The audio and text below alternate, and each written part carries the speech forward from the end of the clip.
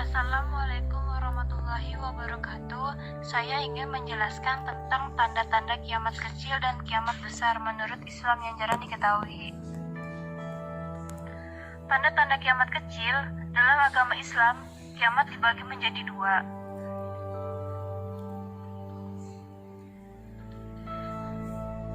yaitu tanda-tanda kiamat kecil dan tanda-tanda kiamat besar. Tanda-tanda kiamat kecil yaitu tanda yang mendahului kiamat dalam kurun waktu yang lama dan merupakan sesuatu yang dianggap biasa.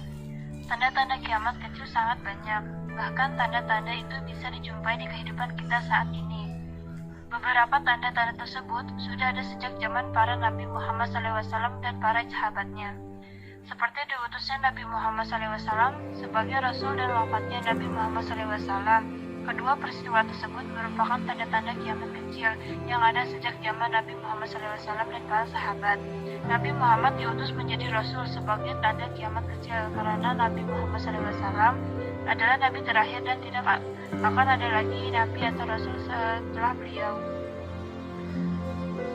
10 tanda-tanda kiamat kecil yang lainnya. 1.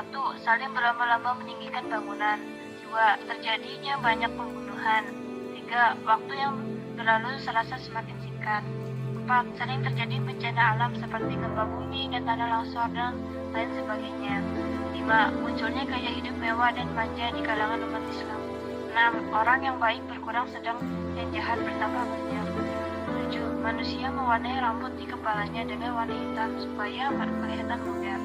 8. Negara Arab menjadi padang rumput dan sungai. 9. Pria menyerupai wanita dan wanita menyerupai pria. Dan ini yang terakhir, bulan sabit terlihat besar.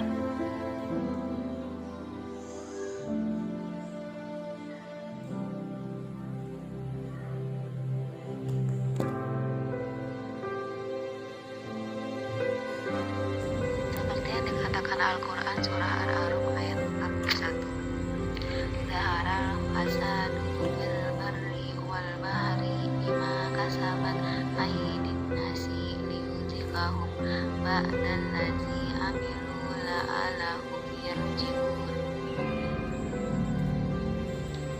Telah tampak kerusakan di darat dan di laut disebabkan karena perbuatan tangan manusia.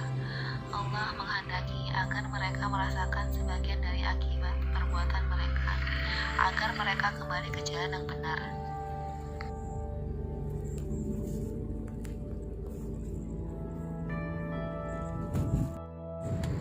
Begitu pula kiamat besar tidak akan terjadi sebelum muncul beberapa tanda-tandanya. Tidak ada yang tahu kapan pasti kiamat akan datang dan bagaimana kejelasannya, kecuali Allah Subhanahu wa Ta'ala, bahkan Nabi dan Rasulullah SAW. Dari sini dijelaskan bahwa hari kiamat akan penuh oleh huru-hara yang dahsyat. Bumi akan digoncangkan sedahsyat-dahsyatnya bersama gunung yang juga dihancur leburkan sehingga manusia akan bingung kesana dan kemari seperti debu yang berterbangan kemana-mana.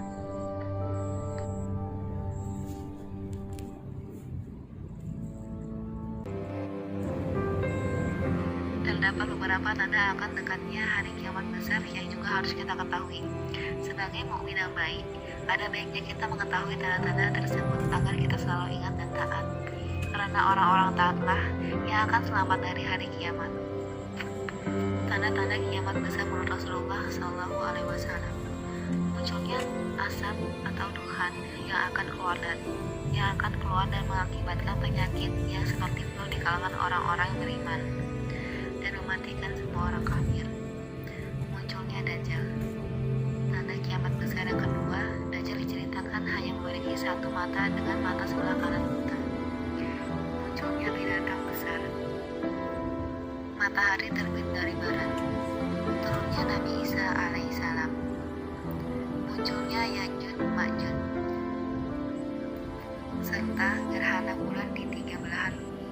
Pada hari kiamat akan terjadi gerhana bulan di arah timur, di arah barat, dan tengah, yaitu Jazirah Arab. Yang terakhir, munculnya api mengiringi manusia.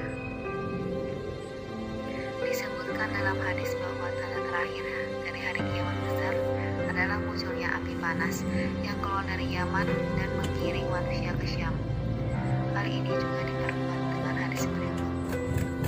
Rasulullah SAW bersabda, kiamat tidak akan terjadi sampai keluar api di tanah Hijaz yang akan menerangi leher onta dari Bursa. Hadis riwayat Bukhari dan Muslim.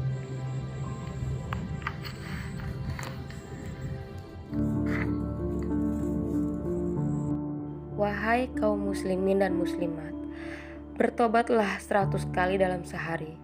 Rasulullah SAW bersabda, wahai manusia, bertobatlah kepada Allah, sesungguhnya aku bertobat kepadanya 100 kali dalam sehari. HR Muslimin. Beristighfarlah 100 kali dalam sehari.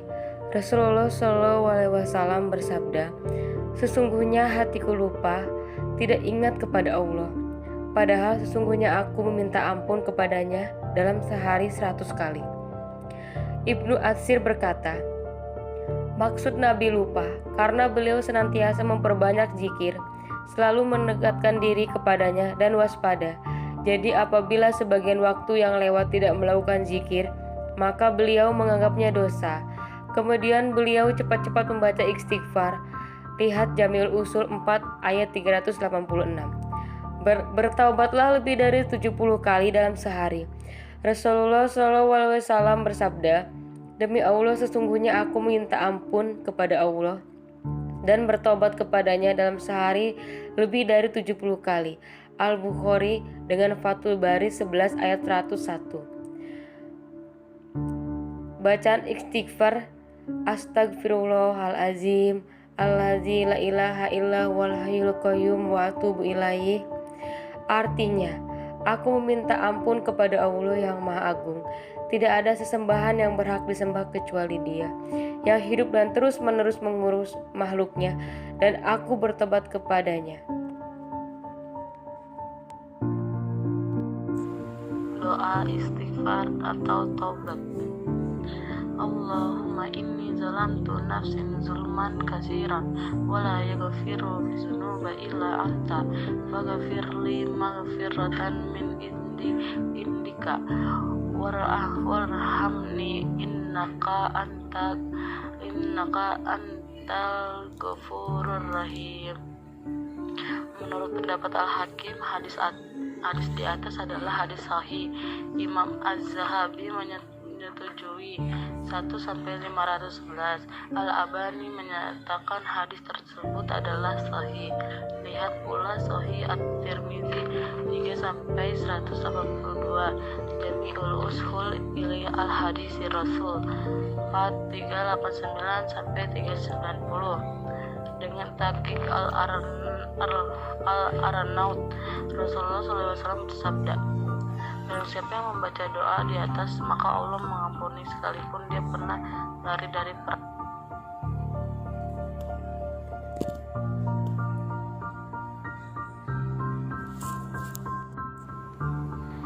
Wahai sekalian manusia, bertaubatlah kepada Allah Subhanahu wa Ta'ala dan memohonlah ampun kepadanya.